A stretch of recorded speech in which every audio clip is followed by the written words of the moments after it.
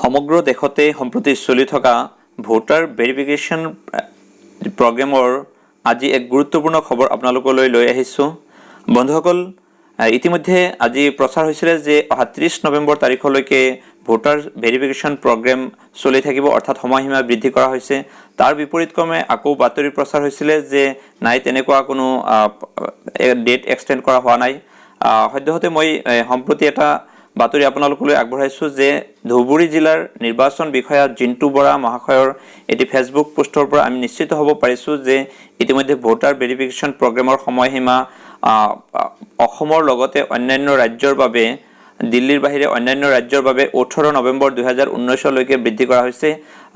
দৰ্শক মণ্ডলী, আপোনালোকৰ জ্ঞাতাৰ্থে মই জিন্তু বৰা মহাশয়ৰ সেই যিটো পোষ্ট দিছিলে তাৰ পৰা মই এক্সট্ৰেক্টখিনি আপোনালোকলৈ আগবঢ়াইছোঁ। তাত স্পষ্টকৈ লিখা দেখা যায় যে অসমৰ লগতে অন্যান্য ৰাজ্যৰ ইলেক্টৰ্ছ ভেৰিফিকেশ্যন প্ৰগ্ৰেম অৰ্থাৎ ভোটাৰ ভেৰিফিকেশ্যন প্ৰগ্ৰেমটো অহা নৱেম্বৰ মাহৰ 18 তাৰিখলৈকে, অৰ্থাৎ 2019 চনৰ নৱেম্বৰ মাহৰ 18 তাৰিখলৈকে এইটো চলি থাকিব। তো এইখিনি আছিল আজিৰ বাতৰি।